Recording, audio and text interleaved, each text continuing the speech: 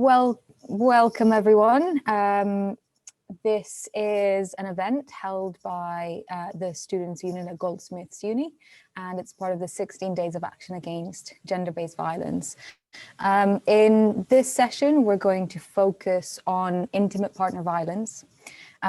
We are two domestic abuse workers and gender-based violence workers at Athena, which is the local support service for survivors in the borough of Lewisham. My name is Annie. My pronouns are she, her, or they, them, and I'm going to make a start. So first of all, gender-based violence is a term that refers to violence that is directed against a person of a specific gender, or violence which disproportionately affects those of a particular gender.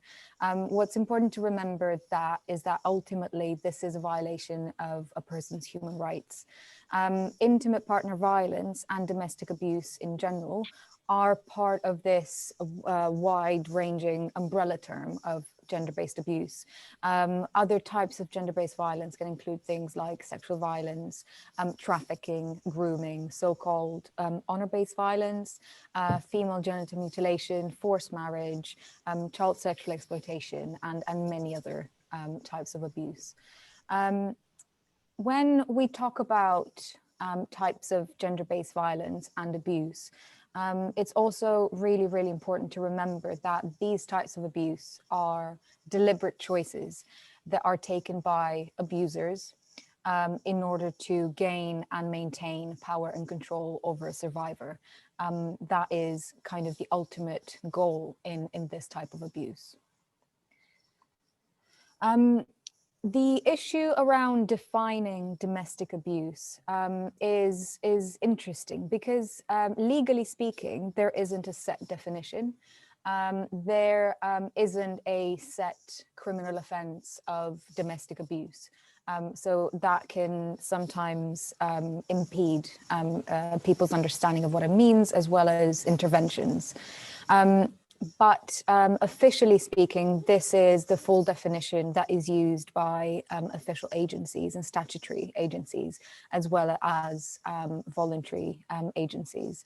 It is important to go through all of it, so please excuse me if I just kind of read it out, but it's important to go through all parts of it. So domestic abuse refers to any one incident or a pattern of incidents of controlling, coercive, or threatening behavior, violence, or abuse.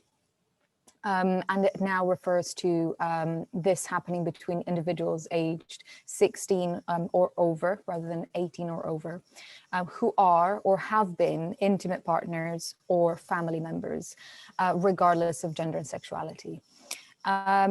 What domestic abuse entails, but is not limited to this, is psychological abuse, physical, sexual, financial, and emotional abuse.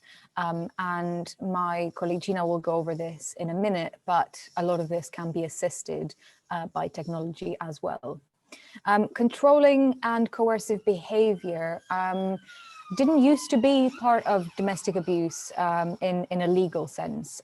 In 2015, legislation was introduced which criminalized controlling and coercive behavior and recognized that this is incredibly prevalent and pervasive in abuse in relationships.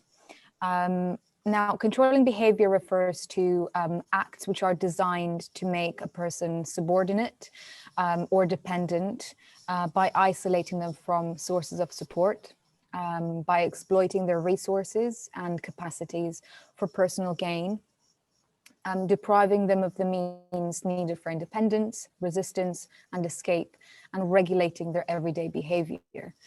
The reason that this is important to go through is because controlling behavior can be difficult to identify as abuse, as so much of the focus has been on the physical side of things. Similarly, coercive behavior refers to an act or pattern of acts of assault, threats, humiliation, intimidation, or other abuse that is used to harm, punish, or frighten their victim. As I said, this is not a legal definition, but it is officially used. And it also includes so-called honor-based violence, female genital mutilation and forced marriage. As is stressed officially, victims are not confined to any one gender or ethnic group. I would also really like to tackle some myths about domestic abuse. As you know, it is 2020, but there are still a lot of very damaging myths that are widely believed. The first one refers to drugs and alcohol somehow being a cause of abuse. And while it can be an escalating factor, it is not a cause. Only about 10 to 16% of perpetrators are under the influence when they perpetrate abuse, and well under 10% of victims are under the influence. It may be a factor in the picture, but it doesn't cause the abuse. We hear this all the time. Why don't survivors just leave? There are two main parts to this, really. The first one is the risk actually escalates quite drastically at the moment of separation, because that is a moment where perpetrators feel that they have lost that power and control that we mentioned earlier, and quite often resort to escalating their behavior in order to gain it back. The other part of this is that many survivors don't have really anywhere else to go. As we saw earlier, as part of this pattern of abuse, perpetrators often use controlling behavior and isolate their survivor from any other form of external support. So sometimes survivors depend on their abuser. Refuge vacancies are also incredibly oversubscribed, and around 60% of survivors who actually approach a refuge are turned away due to lack of capacity. Similarly, local authority housing is very limited, and domestic violence is one of the most common reasons for homelessness. Another myth is that domestic abuse just isn't that big a problem, and unfortunately it is. Almost 2.5 people aged 16 to 74 suffer domestic abuse in the year up to March 2019. That is a huge proportion of the population. And if we were to take a very cold approach to this, it actually costs an absolutely enormous amount of money to house, support, to like the healthcare elements involved in this. Every element of this is really, really complex, and it is a very big problem. Another myth is, kind of expecting survivors to go to the police. And only around 17% of survivors actually report to the police. And they choose to do that for many different reasons. It is their choice to make, and many of these reasons are valid. We encourage people to consider this, but it is absolutely their choice. What's interesting is that around a quarter of the people who do report, they also say that they feel less safe after reporting. As we said, this sometimes comes in conjunction with separation, which brings increased risks. Another myth is that domestic abuse is caused by mental health problems. And this is so untrue, so deeply untrue. People who have mental health struggles are actually much more likely to be victims rather than perpetrators, and domestic abuse can develop much worse symptoms of their mental health conditions as a result. Also, perpetrators quite often use a survivor's mental health struggles in the abuse, for example, through gaslighting. Another really important myth to tackle is that this belief that rape and sexual assault cannot happen in relationships. And this is most definitely not true. Sexual violence mostly happens in relationships and in between people that know each other. Being in a relationship does not constitute consent. There is no such thing as automatic consent. it cannot be expected or anything like that. It doesn't matter. You always need to make sure that everyone involved is consenting to what is happening. In terms of who is affected by intimate partner violence and domestic abuse, and this is something I really want to stress, abuse can affect anyone. Yes, some people are more vulnerable than others through no fault of their own, but abuse can affect everyone. No one is immune from this. Being any one gender, belonging to any ethnic group, having a different level of ability, or any sexual orientation does not cause any form of abuse.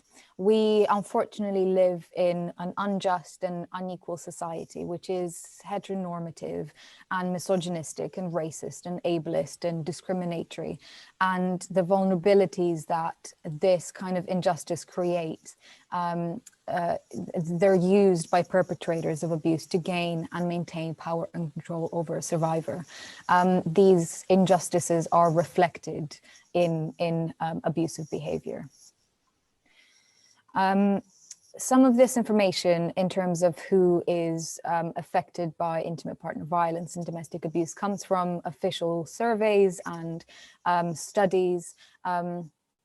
So it's not comprehensive, it's just some examples of some groups of people who may be more vulnerable. And some of it is also quite simplistic. So for example, it's very binary when it comes to gender. So apologies for that. So the British Crime Survey a few years ago found that the 16 to 19-year-olds are most likely to suffer abuse from a partner compared to other age groups. Like I said earlier, nearly 2.5 million people suffered domestic abuse in the year up to March 2019, which amounts to about 7.5% of women and about 3.8% of men who reported intimate partner abuse. Women who are aged 20 to 24 were more likely to experience abuse than those over 25. And 75% of victims of police recorded domestic abuse crimes were female. 74% of victims of domestic abuse, of domestic homicide, are women. Usually women are killed by a current or former partner at a rate of 2 a week. During lockdowns, this actually doubled to 4 per week. Women of mixed ethnic heritage and Black women are disproportionately affected by domestic abuse, and BIPOC survivors' risk is compounded by racism and cuts to specialist services such as refuges, and they are disproportionately turned away from refuges. It's also disproportionately harder to access help if a survivor has insecure immigration status or doesn't speak English or is otherwise isolated. Some police forces actively report survivors to the Home Office if they suspect that the survivor has an insecure status. About a quarter of gay men and lesbian women and more than a third of bisexual people report at least one form of domestic abuse since the age of 16. At least 1 in 3 LGBTQ+ survivors will present with a form of disability. LGBTQ+ survivors also disclose that abuse of power and control is closely linked to their sexual orientation and gender identity, in the sense that they face distinct systemic and personal barriers in accessing services. Also, people with impairments and disabilities are twice as likely to become victims of domestic abuse than non-disabled people, and also for longer and suffer much more severe abuse as well. But as I said before, it's really, really important to remember that these characteristics that people cannot change about themselves are also very much intersected with like larger societal injustices, and that this is reflected in how abuse is perpetrated against them. It is also incredibly important to remember that abuse is not the survivor's fault at any point for any reason. I will hand over to Gina. Thank you, Annie. So I'm going to talk a little bit about the different forms of abuse that we see. So we're very quick to think of physical abuse when we hear the words domestic violence, domestic abuse. But this is by no means the only form of abuse, and there's many different forms that it can take. So, for example, psychological and emotional abuse, which could look like constant criticizing, embarrassing, shaming, threats to harm somebody or share personal information, including threats to out a victim who's questioning their sexual or gender identity, gaslighting, and isolating from support networks. There's financial abuse, which could look like ensuring that the victim is financially dependent on the perpetrator by preventing them from getting a job or claiming benefits. Manipulating the victim into paying off their debts, spending the victim's money, preventing access to the victim's own money. There's sexual abuse, which could look like non-consensual sexual activity, including kissing, touching, over the clothes touching, sexual comments, forcing a victim to view pornographic videos or images. And there's coercive control, as we've touched on already, which looks like depriving someone of their independence and regulating their behavior, which can encompass all of those previously discussed forms of abuse as well. And as Annie's mentioned, the root of all of this is a desire to maintain power and control over the victim. So now that we spend so much of our lives online, abuse has, of course, also gone online. So technology can be woven into all of the types of abuse that we've already mentioned. So, for example, social media and messaging allows for someone to have constant control through harassment and through public shaming. Many of us use apps which allow others to track our location, which means that an abuser could know a victim's every move and find them at any time. And there's also things like spyware and many other ways of using technology that make it easier for perpetrators of abuse to control and humiliate and threaten their partners. And by no means does abuse that occurs online is any less bad than abuse that doesn't occur online. Just because it occurs online doesn't mean that it's not domestic abuse.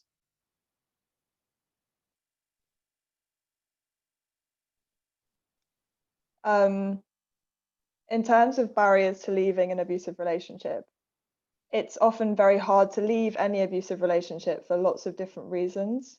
There could be emotional ties, financial dependency, concerns about not being believed, concerns about safety, or perceived judgment from other people. Students in particular may face some specific barriers. For many students, it's the first time that they've moved out of the family home, and trying to juggle the responsibilities and stresses that come with this huge transition are hard enough.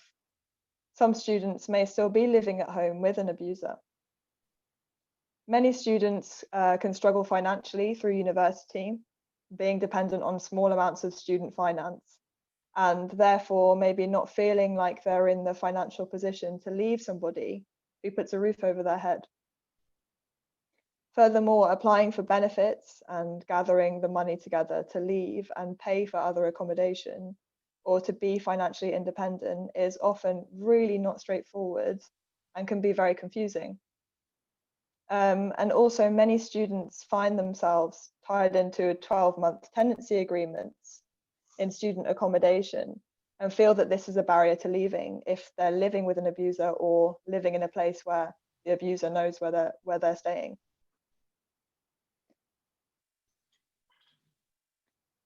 So despite these barriers, of course, nobody has to live with abuse. Nobody has to feel alone because their individual situation seems confusing or complicated. There is always support available, and there is always a way to leave and be safe. For example, you could reach out to your university initially for some support, or you could reach out for support from a specialist service. If you access any of these services, you could get support with finances, which could look like applying for grants, making sure you're receiving all the student finance that you're entitled to, and accessing any benefits that you're entitled to. Support with housing, so knowing your rights for housing and accessing support from the local council. And also support with safety. So maybe making your home feel more safe and secure and knowing how to leave the relationship as safely as possible.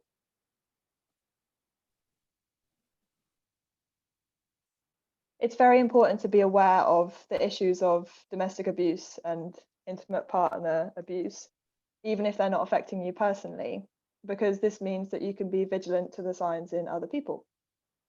So here are some red flags that you might notice.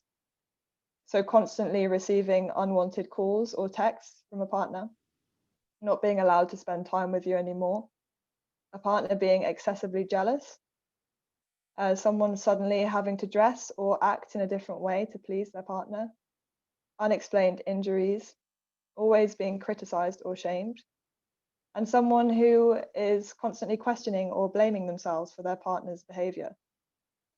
You might recognize some of those types of abuse that we have discussed today in your friends. Maybe they are victims of abuse themselves, and it can be confusing and overwhelming to know how to support them. So here we have some do's and don'ts for what to do if someone you know discloses that they are being abused. So always thank them for their trust in you and for taking the difficult step of opening up, because it is a very difficult step. Always remember to listen, ask them how you can support them, and ask them what you can do to keep them safe. Assure them that you're there for them if they decide they want to take any action. Discuss contacting different support services and offer encouragement without pressuring them to do this. Remind them that they're not to blame and that they didn't cause or deserve what's happened to them. And always, if you believe someone's in imminent danger, call 999. In short, let them know that you see and hear and believe them, and that they do not have to be alone on the journey. In terms of what not to do, don't try to explain or minimize or justify the behavior of an abuser. And don't tell the survivors what they should do. For example, forcing them to report to the police. Don't contact the perpetrator to ask them to stop or change their behavior. And definitely don't blame the victim for staying in the relationship. So never assume that you know what they want or need, and don't try to force them to take any steps or take steps for them, because this could put them in greater danger. And never normalize the behavior of the perpetrator, as nobody has to live with abuse and it's never acceptable. In terms of how to be an ally, the ability for certain groups of individuals to have power and control over others is embedded in society. And therefore, we can all play our own part in challenging abuse dynamics. For example, we can challenge prejudiced language. We can challenge predatory language and behavior that we come across. And we can start the conversations about intimate partner abuse. So here we have some support services which are available for victims. The Athena service is where Annie and I work, and we support adult survivors of domestic abuse and gender-based violence in the borough of Lewisham, as well as girls who are over the age of 13. There's the National Domestic Abuse Helpline, which is a 24/7 helpline. There's Gallup, which is a LGBTQ+ domestic abuse service. Survivors UK, which is for male victims of sexual violence. and also Men's Advice Line, which is a domestic abuse service for men.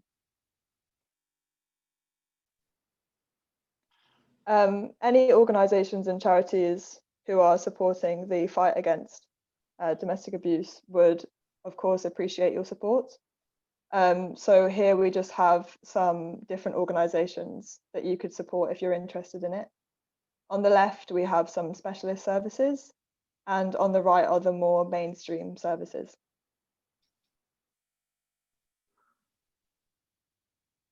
And that's it. Thank you so much for your time to listen to us today. And this is where we'd usually open up for questions.